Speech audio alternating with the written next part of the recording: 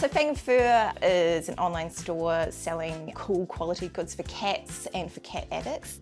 It's focused on really good quality and items that you can't really get elsewhere in New Zealand. It's products for cats, all the things you would imagine, beds and bowls and collars and toys. And then there's also a section for humans, for the cat addicts.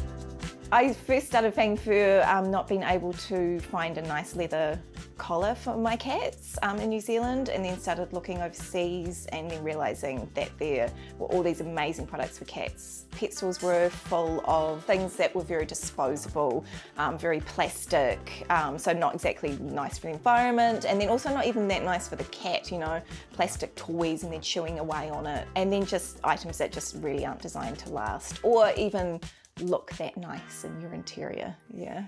I think when I first started 2 years ago, it almost took me that time to work out exactly what I wanted the brand to be. That real silly side of cat culture I really embraced and realised people love this and I love this, and why would I not want that to be a part of the branding? And so that's when I thought, oh, I think I do need to do a new website on Shopify, and then it was like, I think I should do new branding at the same time. With the new website, it's really colourful, really fun. The news page is called The News, and when you subscribe to the newsletter, you're a member of the Pussy Posse. So it's all about really tapping into those people who really love cats and are slightly obsessed with them, like me, yeah. Because Shopify's got a really good section, so each customer you end up with basically a profile page for them, and there is a notes section which I find really helpful. So I'll put in, you know, cat's name is Tigger, and just little details like that, and so, you know, next time I interact with them or they buy something, then I've got all those details there and I can ask, you know, oh, how's Tigger going, and are they liking that toy that you bought, and just so it's really personal. So yeah, just that simple thing of being able to make notes in the back end is really, really helpful. Set up from Shopify to send me a notification that an order has been received. Then I'll pop into the back end of Shopify, I'll check out who's made the order, things like have they made a purchase before, what have they purchased, and then I pop into eShip, which is a New Zealand Post platform. Because that's integrated with Shopify, all the orders automatically come up, and then from there I'm able to print shipping labels and packing slips. On Facebook and Instagram, absolutely vital. For me, it's the main form of marketing. It's effective. You know, I do notice that if I promote a certain product, you know, then you'll get a little spate of that selling. I think it's just a good way of reminding people that you're there.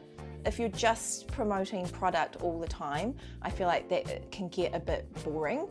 The internet and cats, you know, it's the world's biggest love affair. You may as well be making the most of that. So, and because I get so much cat stuff in my feeds, I'm usually up with, you know, the latest memes and cat clips. I get the most interaction, I suppose, when I post clips and pictures of customers' cats with my products. I follow heaps of my customers' cats have their own Instagram accounts, so it's always particularly charming when it's little Tilly from, you know, Tauranga with her new toy and she's been all funny and crazy. That's probably when you get the most interaction. Yeah, it's easier to interact with than, you know, a picture of a product, for instance. Long tail keywords for a small business like mine are really important. Using like Google Keyword Planner, looking up what people actually look for. Like you might sort of have in your head, oh, you know, design a cat bed or something, and you put it into Google Keyword Planner and you're like, oh, okay, not really anyone's looking for that. So do try and get an idea of what groups of words that people are searching for, and then scattering those throughout the website. So putting those words in your product listings, and then tricks like in the alt text of all your images, putting them in there, making sure they're in your meta description and meta title. And it just means that if someone's looking for that particular term, you know, leopard print face mask, and you've got leopard print face mask quite a bit scattered throughout the website, then Google kind of teams those up. Apart from doing markets, My business is all about digital tools, so the business wouldn't exist without them.